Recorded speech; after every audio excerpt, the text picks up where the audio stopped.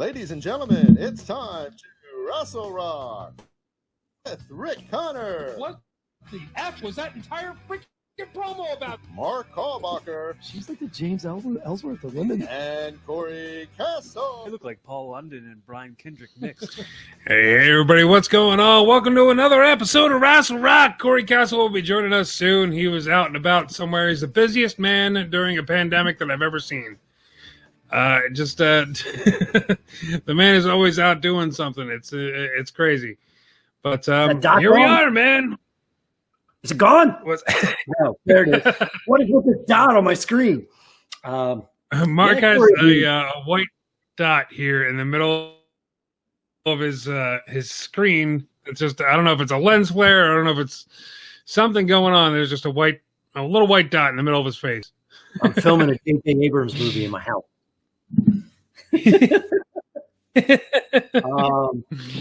Start playing the Star Trek theme. Corey will be here sooner or later. He'll be here. It's all right. We wanted to do like a year-end wrap-up type of show. Not really sure what that entails, but we can go over some best matches of 2020 and some some best pay-per-views and things like that. There was a couple different things. For 2020, for what it wasn't that bad of a year for wrestling. Like, we still had some really good wrestling matches. It was more just the loss of the crowd and everything that I think that really sucked. Yeah, when they lost the crowd, they had they had a lot of they had a lot of stumbling blocks. They try to figure out how they were going to do the matches and how they were going to get people interested in them without the crowd getting back. But what was that? The first 2 months of the pandemic, by May, June, AEW already figured it out. And then WWE tried their method, but then everybody got COVID. And then they figured out when they did the Thunderdome just to do the crowd feeding, which, it works out really well. Yeah, the Thunderdome really surprised me. I thought that it was going to be kind of dumb, but it turned out to be pretty good. I honestly, I don't miss the crowds that much. I don't mind the piped in, cheers and boos and chants and things like that. I don't mind it so much. I mean, it's rare that I watch wrestling with the sound on anyway. So if it happens, it happens. I do want a nice crowd back for the big shows like the Royal Rumble and WrestleMania and stuff like that. That's always pretty important, and it makes it much more fun. But if I'm watching Monday Night Raw, I don't really care to, hear the crowd chant "This sucks" or a boring chant or anything like that. It's like, yeah, I know it's boring. I don't need your help. Don't make it worse. Especially if anything has stumbled since the lockdown is Raw is just they're a mess. I don't know what's going on with that show. It's almost unwatchable right now. I don't know what they're doing. I don't know who's a good guy, who's a bad guy besides Drew McIntyre. None of it makes sense. Yeah. Keith Lee. I don't really understand that. What's that? The way they've handled Keith Lee has just been a disgrace. How do you mess that up? How do you mess up a guy like Keith Lee? You saw what he did in NXT, and he was absolutely amazing. You bring him up to Raw, and you're going nah, let's just put him in some triple threat matches and some tag teams and things like that. The guy could be an absolute monster. It's the same thing that they were doing with Rusev. Rusev destroyed at NXT. He did a good job when he first came up. He was United States champion and stuff like that, but they just let everything just fall to the wayside with Rusev. So he kind of felt that. He kind of felt it at Cena curse. They would push these guys as monsters, and then they would finally meet John Cena, and they would lose to him, and then they just, for some reason, just abandoned the guy altogether after he lost to Cena. It's he was the next big bad guy for Cena to beat, and then he was gone. But with Keith Lee, he never even got out of the gates. With the exception of beating Randy Orton, what's he done? And apparently, besides the Fiend, everybody's beating Randy Orton in the last 3 months. So that's not a really big deal. Even though it's probably my vote for probably feud of the year is probably Randy Orton versus Drew McIntyre. Yeah, that was unexpected. I didn't really think that was really going to go anywhere, but they kept on putting out these banger matches, which was absolutely fantastic. Really solidified Drew McIntyre's reign and made it something. I really think it made it something memorable. With Drew McIntyre winning the title and losing the title in front of no crowd, it was kind of a kind of a bittersweet win. But his feud with Orton really picked everything up. And I'm looking forward to what else he's going to do. It looks like he's starting a feud with Sheamus now. That's pretty cool. And, Orton's still going after The Fiend, it looks like, even though he literally burnt him ablaze. But he literally burnt him to cinders in the middle of the ring. But what did you think of the whole Alexa Bliss thing that happened on Raw? I was just about to say, a lot of people probably, I think, if I remember, weren't too thrilled about it. It was my favorite thing on Raw. I kind of like how Randy was walking away from the ring and then everything went black. They didn't have to do the noise. That was the problem. They did the Fiend noise. Everything should have just went black, and then a spotlight should have popped up on in the ring, and that would have made it better.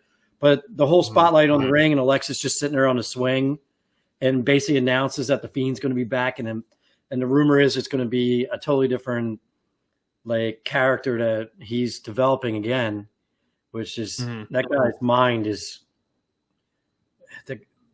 Bray Wyatt, man, it's a shame. It's just his ideas just go to waste because how brilliant he is with creating characters, and I guess only Matt Hardy comes close to as brilliant with creating these characters. Yeah, it's weird. It feels a little too soon for it. I think the Fiend just debuted last year, right? Wasn't it like SummerSlam or something last year?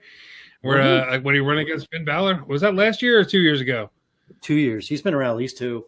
Was it 2 years? Okay, all right. It's not that soon, but I don't know, man. Just reinventing the character again. Well, you know what? I think he's smart enough.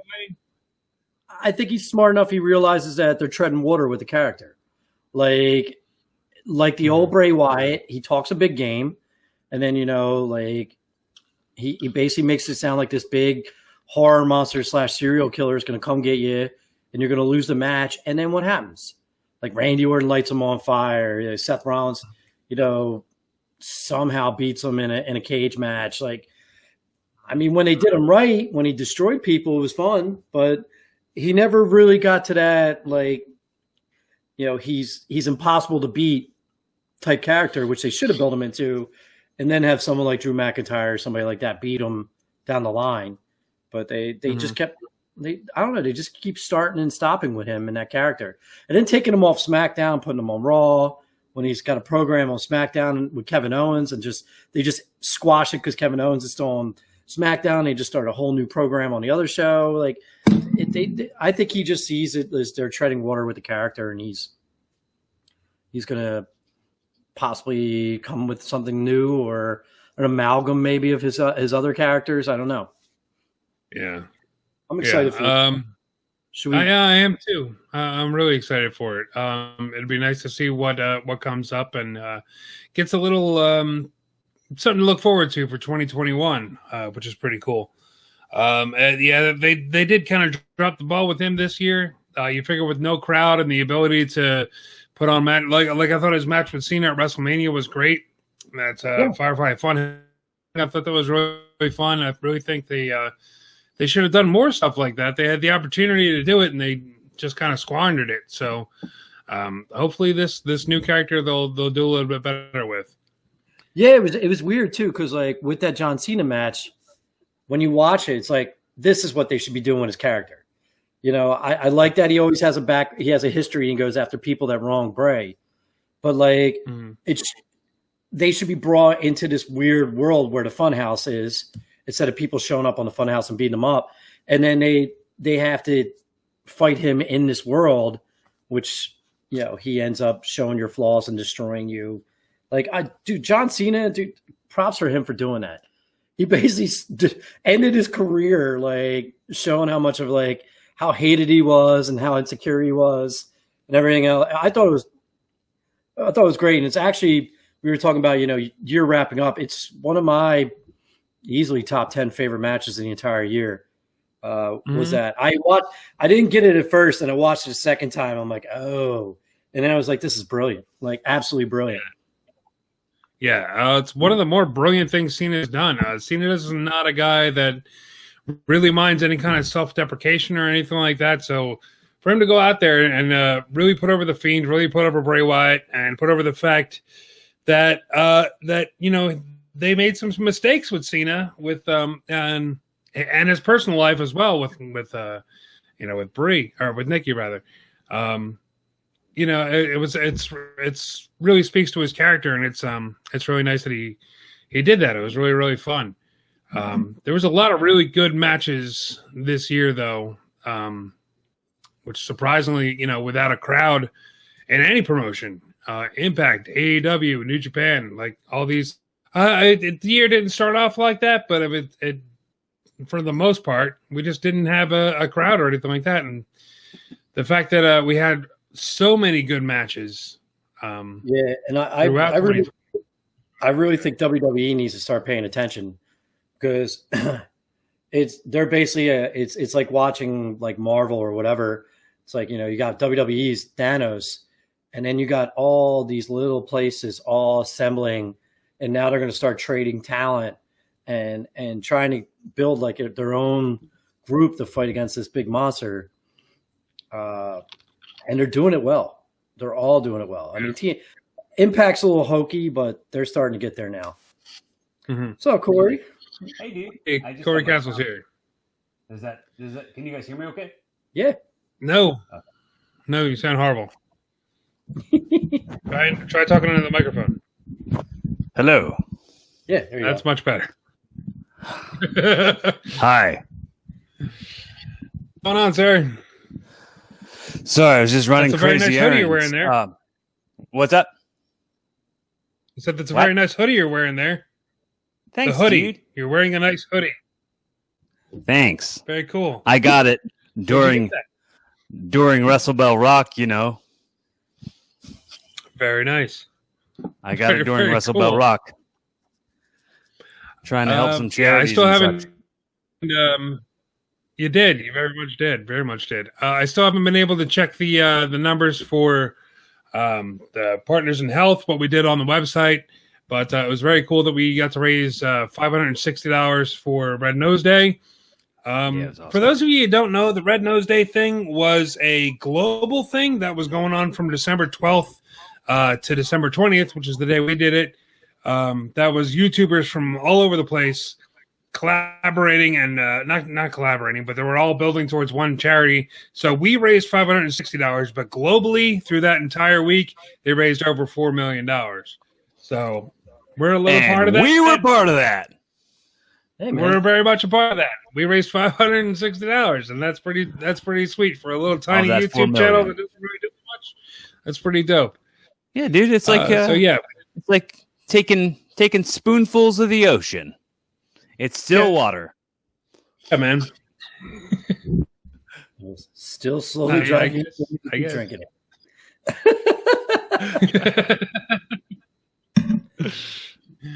Yeah, man. A little bit of good came out of 2020. Yeah. Right? We did some pretty good things. Corey, we were just talking about some good matches that were happening in 2020. You have any favorites off the top of your head? Dragunov and Walter. That's Yeah. probably the match of the year for me. Mm-hmm. The came most memorable match. Definitely. That came as a surprise to a lot of people. That might be the best match that NXT UK has ever put out. Right. At least the most talked about. That was really, really good. I was talking about it earlier today with somebody. I was going to say, Sorry, go nothing ahead. since what's his name? Pete Dunne and Tyler. I forget Tyler. I forgot his last name. Tyler Bates. Tyler Bates. I don't think they've put on any match that compares to those guys until this Walter Dragunov match. Like I think they were pretty much had the standard for all like WWE UK. Yeah, definitely. It was just a brutal match. Somebody was talking about it today. saying that it kind of benefited from the fact that there was no crowd, comparing it to the Ralph Wiggum meme, like stop, he's already dead. Like just that uncomfortableness. It was really hard to match because it was so brutal, and Walter was just beating down Dragunov throughout the entire thing. So it was it might have been. It might have gotten to the point, if there was a crowd, that the crowd would have kind of not necessarily turned on the match, but wouldn't have given it the credit that it deserved because of how really uncomfortable and brutal and some parts disgusting that it was. But it was really, really good. I really enjoyed it, and I'm glad I got to see it from the comfort of my home and didn't have to watch a man get destroyed on live television. Yeah, Mark, you were talking about the match from WrestleMania of John Cena and The Fiend. That automatically brings to mind the Boneyard match with AJ Styles and The Undertaker. This was absolutely great. Probably the Taker's best match in years. It's in my top 3 for the year. I absolutely love that match. Can we also make sure we do not forget to mention the greatest wrestling match ever between Randy Orton and Edge? Because for sure, that was a dynamite match. That was a really, really good match. And I mean, all the criticism in the build-up, like it's like giving yourself your own nickname. Come on, you're not a douchebag. Stop doing it. Only douchebags give themselves their own nickname. However, the match delivered, and it was a good match. Very much so. Yeah. I was just reading, just trying to bring it up, but apparently WWE put out a list of the top. I think it was like the top 10 greatest matches ever, and the greatest match ever of Edge and Orton made it to number 3. So it's a little funny, but it was up there. It was a really, really good match. I'm glad they gave him the time and the carte blanche to go out there and do what they did. I really think they need to do that with more people. Just let them go out there. And also, like the way it was shot, like was very unique to the time, and it was very adaptive to the situation that they were in. The way that it was shot, and the way that the crowd was piped in, and all of it. It was just the perfect cocktail for what it needed to be within the circumstances that are 2020, or at least that time in 2020. Yeah, that was kind of right at the beginning of lockdowns and no fans in the crowd and stuff like that. And I think they did a really good job. I think they did an absolutely fine job of keeping your attention and keeping you entertained throughout the entire match. And again, they piped in sounds, they piped in chants and things like that, but still, it didn't really distract from the fact that it was a great match. So yeah, definitely, that should absolutely be up there for a lot of people. Yeah, it's in the top 3 matches of the year for me for sure. I have to say. Definitely.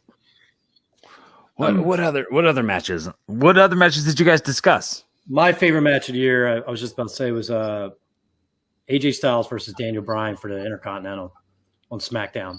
Yeah. Mm-hmm. I have it on SmackDown. If you're like a fan of like old school chain and submission style wrestling, and then they wrestled like a Japanese match in WWE. It's very slow plotting, a lot of traditional holds, a lot of chain wrestling, and then they turned it up in the last 4 or 5 minutes in the match to the finish that they ended up with. And I did not think Daniel Bryan was going to go down with that. I thought they were going to do a kick out, like everything else, but like a true wrestler, he went out with somebody's finisher instead of kicking out of the guy's finisher in the end. And just a brutal match to watch if you go back, the way they worked each other's arm and knee. Mm-hmm. Yeah, that was when Sami Zayn got stripped of the Intercontinental title, I think. Yeah. Yeah, on SmackDown. What was that, May or June? And then right after that, we got the singular appearance of Joseph Park. I really wanted to see the continuation of Joseph Park representing AJ Styles, but then they had to have Almost, so they phased him out. Just that one and done. Yeah, sadly. I think a lot of that had to deal with AJ wanting off SmackDown and getting away from Heyman after the boys were let go by WWE. Well, just the Joseph Park character just fell into the abyss. I see what you did there. But speaking of Daniel Bryan, match before all the COVID nonsense that's been going on, he had a great match with the Fiend at the Royal Rumble. They had a strap match that was absolutely brutal and fantastic, and it was great. And it was one of the last great matches to have that happened in front of a crowd at the Royal Rumble. I thought that was really good. Was that before or after? I mean, it's tough because the weirdness of the year has made me blur on what was in the timeline. Was that before or after they made the matches not red anymore when it was the Fiend? I think that was after. So the red wasn't a thing anymore. I don't think so. I might be wrong. Okay. I don't remember. The red thing feels like it happened, like 8 years ago. While there was still an audience. Yeah. Daniel Bryan match, they did away with it. They did away with it. Yeah. Yeah, they mentioned away with it. No Kane lighting. No. Nobody liked when Kane was around, but for some reason they went back to it. Yeah, it wasn't great. You can't see anything. It was. Yeah, a lot of fans were complaining. It's like watching it on TV, you couldn't see anything. It really wasn't that good. But I'm glad they did it with it. They started to build up the Fiend a little bit, and now they're like we said earlier, they're going to be bringing in some some other stuff with the Fiend. So we'll be seeing a brand new version of him apparently at some point. Well, I didn't see. We had great. Sorry, go ahead. I wasn't able to see haven't seen anything since the Inferno match. I haven't seen anything at all since then. What's the sitch after he's on fire? Apparently Alexa Bliss came in. She was sitting on a swing set talking to Randy Orton, saying that the Fiend is going to be back as something brand new. Essentially, there's going to be like a big reimagining of the Fiend, and going to come back as pretty much a new character. Bray Wyatt's new character is coming up pretty soon. So basically, wait and see. He's going to be the best. We'll see what happens. And of course, he's not dead. He's not dead. Completely engulfed in flames, but not dead. That you're our Fiend. I'm done. We're happy that you can get it off me. Dead. I got you. Yeah, man. What are some other good matches? The Seth Rollins and Rey Mysterio feud. I thought the ridiculousness of Rey Mysterio losing an eyeball was a little much, but I thought other than that, they had some really good matches, and that feud lasted a long time. And that's my vote for worst feud of the year. Introduced us to Dominic Mysterio, who turned out to be much better than we thought he was going to be after his first outing. But it turned out to be a pretty. You have to stay idealistic when it comes to Dominic Mysterio, considering the fact that he was like trained by Lance Storm. So having that training, I mean I had high hopes, but I still didn't expect much. I still expected him to be sloppy jalopy. I still expected him to be kind of messy, but I mean, what can you expect? He's like 17 years old. Come on. He's like 6. What the hell? He's like 6 years old. He's like a 7-year-old. He's just a toddler. He's a Get some rest, tall child. Yeah, man. Well, if you didn't see SmackDown this week, we have a new Intercontinental Champion in Big E. Yeah, I heard about it, but I did not see it. Yeah. It was a good match. It was a really good match, I thought. What I really loved the most about it was the celebration afterwards. There's confetti and streamers, and they raised Big E up on the shoulders like he just won the heavyweight championship or the Universal Championship.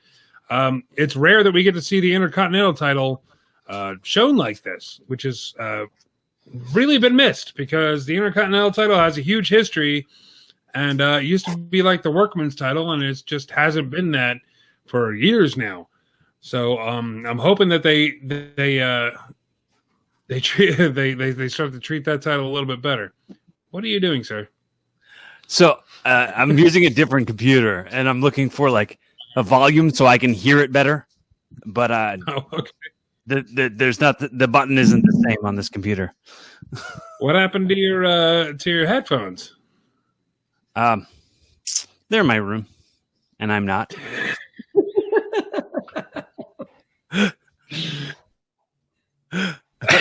All right. Well, see you later. A very fine organization here at RASSLE. Always prepared we are. That's okay. They'll be back next week. Tune in next week for Corey Castle's headphones. So yeah, I don't know. What did you guys think of the old Big E winning the Intercontinental Championship? I think it's. Oh, okay. Go ahead, Mark. Good. Oh, I was going to say I just think it's neat. I think I like him, but I mean, it's not damaging. It's not damaging. It's not damaging Sami Zayn because he's the best. He's not. It's not going to hurt him. Mm. And that's all I have to say about that. Okay. Mark, you have something? I'm a big fan of E, but time will tell how they handle this. I would like to see something done more than just parading them on people's shoulders. I mean, they need to make the Intercontinental title matter before they really make a big deal out of someone winning it. So we'll see. I'm going to enjoy it. I mean, who doesn't like Big E? Like he's just a lovable guy. I mean, he's a hell of a wrestler. His splash on the ring apron is still one of my favorite moves in wrestling right now. Yeah, well, time will tell, man. I have nothing more to say about him winning. I was more mad about the Kevin Owens match. Like, are we really going to do this again? What is going on? Does anybody see the lights going in and out on my screen? What is this? Yeah. You're getting lighter and darker, lighter and darker. I don't know. I think my laptop's dying. I'm so sick of cage match. I'm so sick of the WWE cage match. Hey, we're going to make sure no one gets into the cage, interfere in the match, and then they always have someone run down at the end and interfere in the match. It's like, why couldn't we just have if Kevin Owens is going to lose, why can't he just lose clean? Why do we have to have him handcuffed to the cage? And, it just, it was just gross. It kind of set my mood for the rest of SmackDown. I was just done with SmackDown for the rest of the show. And it was actually a pretty solid show. Yeah. SmackDown was pretty good this week. We had a lot of things going on. Charlotte and Asuka again coming out. They did this on Raw. I didn't really care for it. That was pretty much the only downer that I had for the entire show. Was just them kind of doing whatever with the tag team titles and the Raw Women's Champion. So I don't know what they're pretty much ignoring that completely.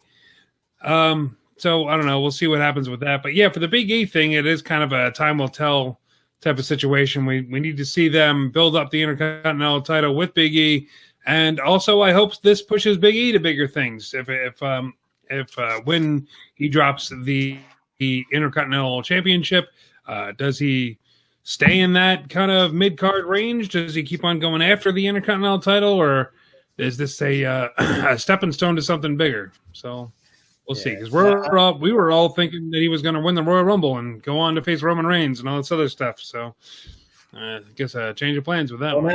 Now Daniel Bryan threw his hat into that, and it's like, where are you going with this? I know his contract's coming up soon. Is this their hint? Like, hey, we'll give you the Rumble win if you stay with us, type thing, or I don't know. I kind of think Bryan should go. Could be. Apply his craft somewhere else. But that's me. Yeah. I don't think that's going to happen. I highly doubt that's going to happen. I highly doubt Daniel Bryan's WWE. He's like made it such a big point to study Vince McMahon and be Vince McMahon's right hand sort of thing. Like as of late, that's the story that's coming out. So I don't think he's planning on going anywhere. Mm-hmm. I mean, again, time will tell. You never know. Anybody can be let go at any time. If 2020 has taught us anything, they got rid of the Good Brothers. They got rid of a whole mess of people. There was something like 40. Somebody released a list of all the people that were released in 2020. It was something like 40 people from WWE. And yet, Nia Jax. And Nia Jax is still here. What the F, man? Injured more people than anyone combined in the history of wrestling, and she's just she's still here. Yeah, she sucks, but let's put her on TV anyway because we're who her family is. I know. Wait, who was a very notorious wrestler for hurting people? The Ultimate Warrior, and he never hurt anybody as bad as this woman has. No, not even close. Not even close, man. To the point where Io Shirai had to leave. Io Shirai had to leave the company. And she's like, you know what? The country. She's in Japan. Kairi Sane, rather. Sorry. Yeah. Kairi Sane. Yeah, man. Like she's in Japan right now because, I'm not going to sit here and get injured again by Nia Jax because it happened, 5 weeks in a row? Something like that? Within a 5-week period, she was injured twice. Absolutely insane. But anyway, okay. I'm glad more people are coming on board now because when I first got on the Nia Jax hate train, everybody was like, no, I think she's all right. She's got potential. She could be somebody. And now everybody's like, yeah, you're right. Let's get rid of her, please. Can we give her? She's boring and she's hurting people. We have to stop. Yes, but we are not the right people to be saying. You know what I mean? Like we're not the one. Like we're not the ones you wanted on your side on this. You probably wanted like Kevin Dunn and Vince McMahon on your side on this one. And you're not getting it. Yeah. We're not getting it. Nope. That's the uh-oh. I'm frozen. Oh no, I'm frozen. What's happening? Let it Come go. on back. There we go. I got a little frozen there. But anyway.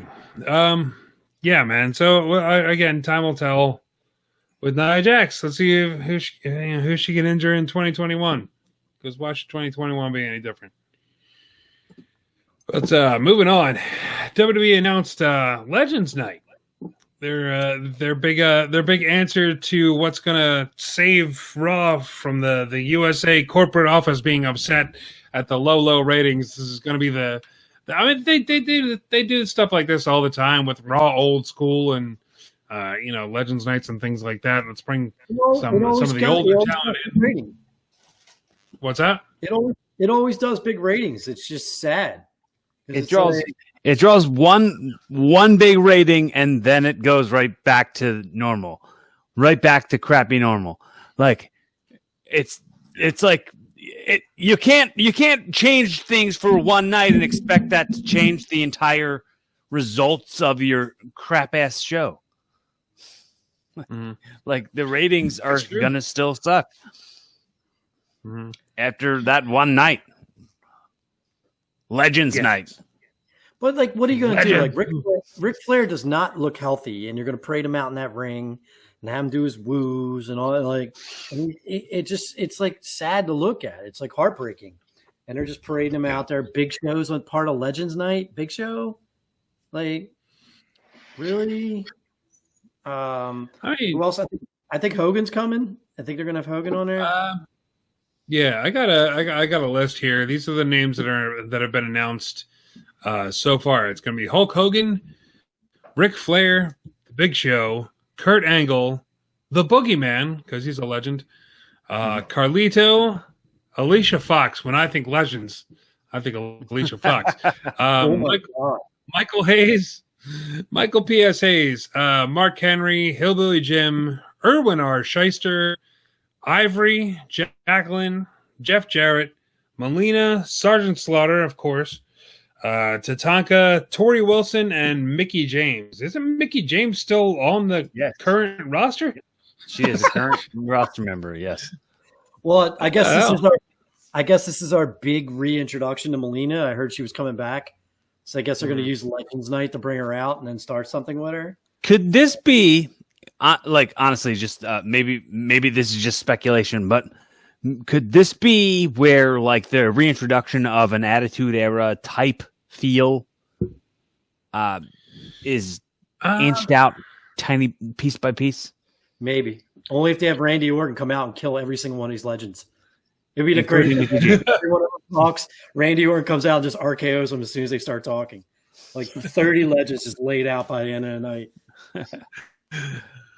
Honestly, that would be pretty cool. Like Austin used to do stuff like that, just stun people left and right all over the place, and people love the hell out of it. If Randy Orton stuns or gives an RKO to every single person, including people like Alicia Fox, like why not, man? Just Alicia Fox just walks right out of the dressing room and bam, immediately RKO.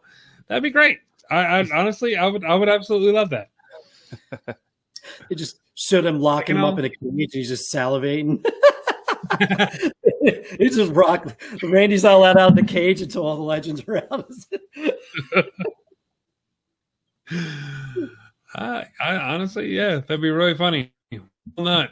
I mean, honestly, they're going to do the same thing that they always do: is just bring them out to the ring and they'll say a couple lines, and somebody will interrupt, and then somebody will also interrupt, and they'll get beat up, and that'll be it. And they do the same thing every single time. So, or they'll have a big backstage time where they're all playing poker or something weird, you know. Nothing major. Nothing major is going to happen unless. You know, it's like we're gonna get our obligatory Legends Night where some weird stuff happens, and then it cuts to Farouk, and he says the damn. He hits the word damn, and then tune in next nostalgia pop of ratings. You know, we're crapping all over it, but at the same time, I'm gonna watch, and I'm still gonna pop when I see guys like Mark Henry and. It's still gonna get me. It's still gonna be like, oh man, I remember that guy, Carlito. I hope he spits us in somebody's face. Cool. I hope that happens. You think Matt Flowers is gonna be sitting in front of the TV with all his Hulk Hogan gear on, just waiting for the Hulkster to come out? You know what's happening. I want to get a picture. I want to get a picture of Matt Flowers in front of the TV, like Indian style. Like in front of the TV, just with all his little, like his foam finger and his bandana and everything on. It's like, come on. I've been watching for 2.5 hours. He's going to come out. Hey, Rick, can you make that a T-shirt on the Teespring store? What? Matt Flowers sitting crisscross applesauce in front of the TV with his Hulkmania shirt on. Yeah, we need a much better artist than foam me. Finger. Come on, Matt. Send us that picture. We'll put it on a T-shirt. Yeah, Matt. Yeah, we need a much better artist than me that can draw that for us. So if anybody out there is listening, they can do that. I definitely want to see it. What was the other one? We had another T-shirt. It was something about Sting. Do you remember? It was like Sting at the grocery store or something. It was something weird. Something weird that we said. It's like, oh, we gotta get that on a T-shirt. Somebody's gotta draw that. I forget what it was. Man. But yeah, it's around about that time, I'd say. It's about that time where we trying to spend somebody who shines the greatest. This can be, you know what? It's the end of the year. Let's do who wins wrestling for all of 2020. How about that? Change it up a little bit. Okay. And my sound is not. There it goes.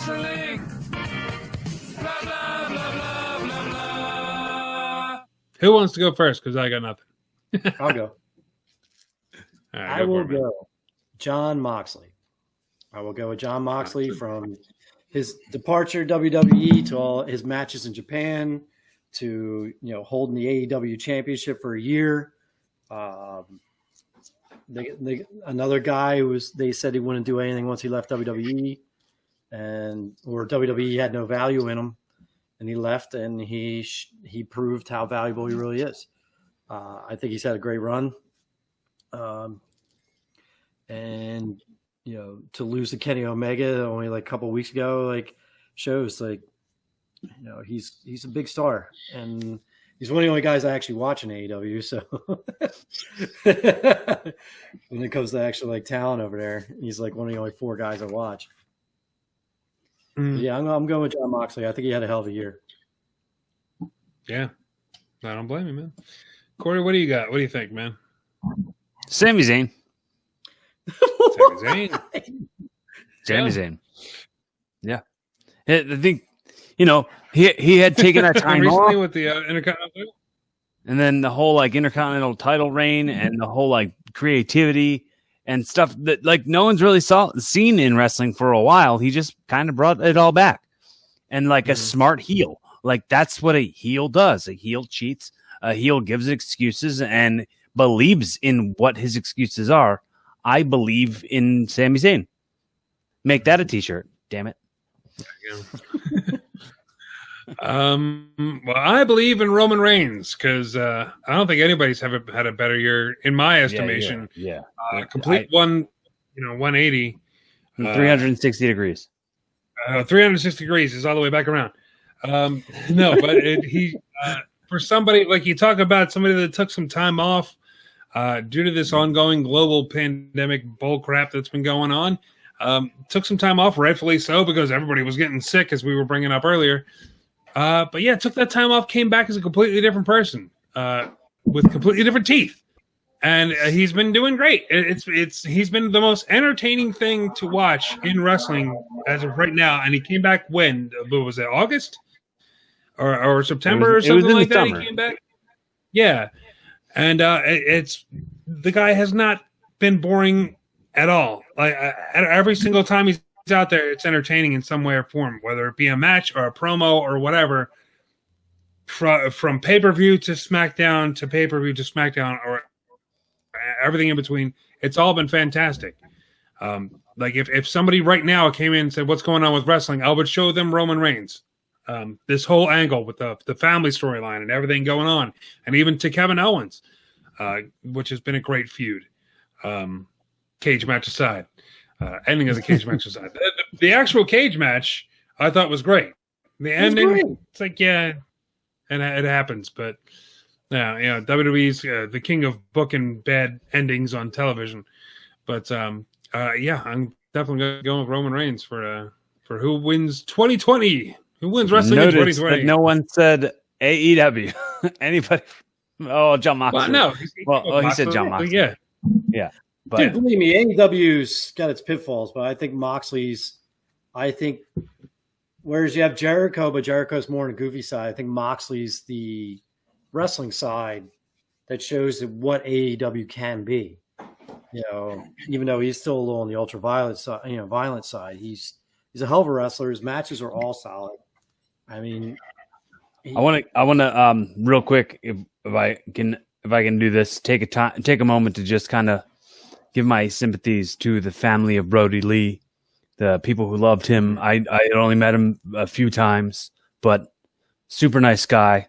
I think him and I had a cool interaction inside of the sheets, and he was funny and nice, but he's definitely, I can tell he's super missed, and everyone is just talking about what a good and great guy he was. And I feel terrible for his family for losing him the day after Christmas. It's terrible.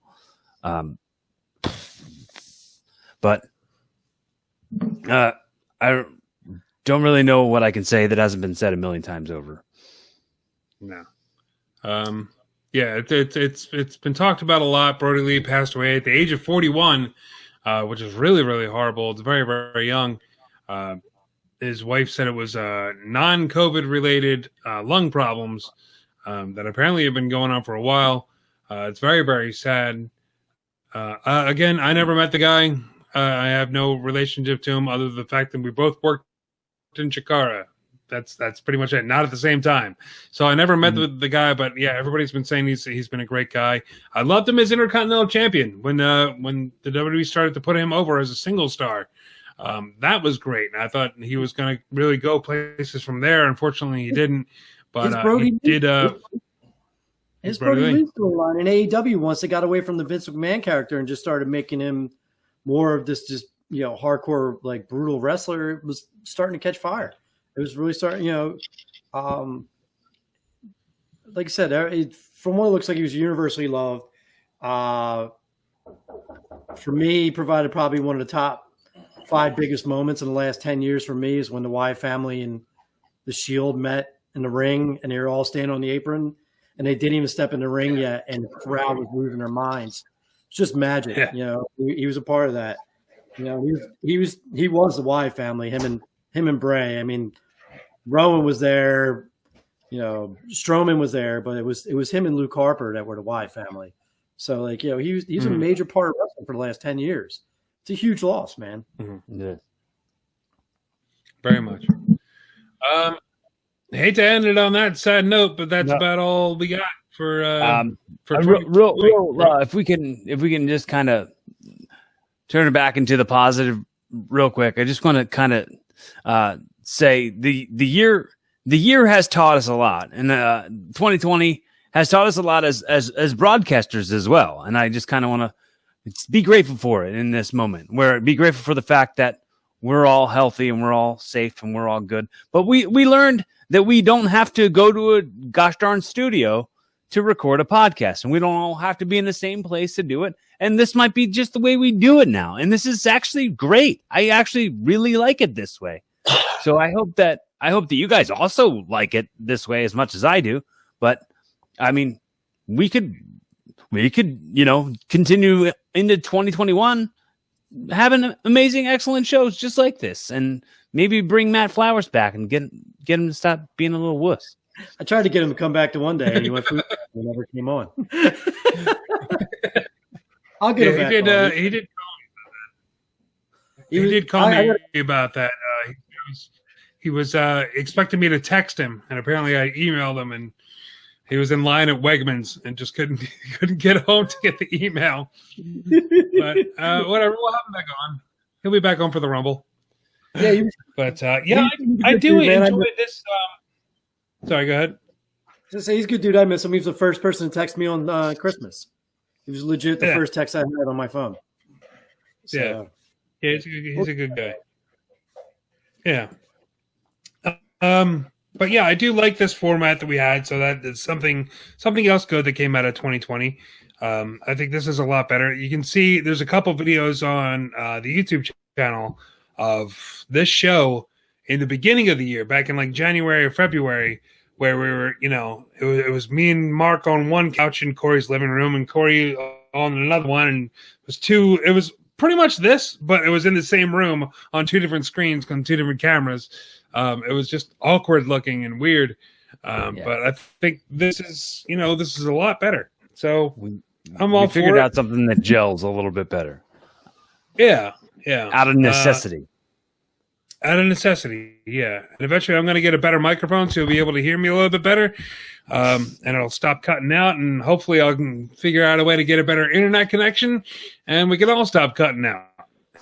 And so 2021, it'll be an even better year for us at Wrestle Rock. Well, I want to acknowledge, the tremendous amount of heart that you put into this program, Rick, and how you ended out this year, really, really being selfless and letting you know that it's not unnoticed. Thank you very much. I appreciate that. But again, I couldn't do this podcast or anything by myself. My whole YouTube channel is full of matches that I'm not in, so I wouldn't be even doing any of this if it wasn't for you guys and the other people that I've filmed and edited and put together.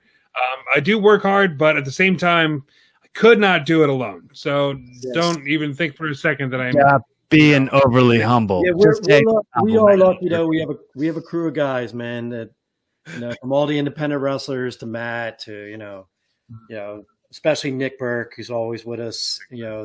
We have a lot of guys that really help out here, man. Like I said, your 10-hour marathon, like, dude, it really helped out with all those guys jumping on there and helping us out and helping you stay awake. And it's nice to see that your beard's come back already. It's starting to grow back in a little bit. It's getting, I don't know. I haven't decided yet if I want to keep up. Yours is shorter. You should have shaved it on the stream. You just kind of shortened yours. Next time we do a long one like that. We've been talking about doing these like dumb wrestling indie movies, like watch along videos. So we really have to organize something where we do that. These like dollar store DVDs of like crap ass wrestling shows, wrestling movies. But like now with this software that we use, we're going to be able to share the screen so we can show it and just kind of like be there too. So I don't know. I don't know if YouTube will. I just got a big I don't know about claim. the legalities of it, but I just got a big copyright claim for the. We can make it like a Patreon exclusive or something. As long as we're not publicizing it. Like it's just for our stream or whatever, and it's private. You gotta pay. You gotta pay the moolah. The money. All right, man. Let's wrap up this thing, man. Cory, I know you got plugs. Let's hear them. New episode of my podcast, Evolving with Cory Castle. An exclusive bonus episode came out on Christmas Eve, so check that one out with Matthew of Botchamania, the guy who created Botchamania. We did like a full breakdown of all the Wicked Hanuman matches and all the backstory that I can remember. And then I had an episode come out today with Justin Morris. Last Monday, I did one with Alex Voluto, who's he's this hilarious comedian from Utah. So funny. And just check out Evolving with Cory Castle. Follow me on Twitter for lots of jokes. At Cory Castle, as it says here at the bottom of the screen, if you're watching this on video. And also make sure support your friends, support your family. Play like a champion today, because we don't got tomorrow. I stole that from Enzo's Instagram. All right, man. That's one way to go. Mark, you got anything for us? Just Happy New Year. Everybody be safe. Happy New Year. We'll see you in a week. That's about it, man. Check out RASSLERock.com. You can check out our old episodes and visit the Teespring shop where we were just talking about 100% of all proceeds go to Partners in Health, everything on there. You see the sweatshirt here, the hoodie that Cory Castle is wearing. They're all on there. They're all pretty cheap, and they're all pretty good. It's pretty good quality. Yeah. I have to say, I have an old hoodie, Team New Era hoodie that I bought back in the day that is still holding strong and still like one of the comfiest pieces of clothing that I own. So definitely go ahead and check that out. And that'll be about it, man. That'll about do it for this episode of Wrestle Rock. I'm Rick Connor. Mark Kalbacher. Cory Castle. And let's take it out like we always do with Mr. Nick Burke. See you next year. Say goodbye to yesterday. Ready for that SPO? Join us again for another episode of Wrestle Rock. This has been Jay Davis speaking.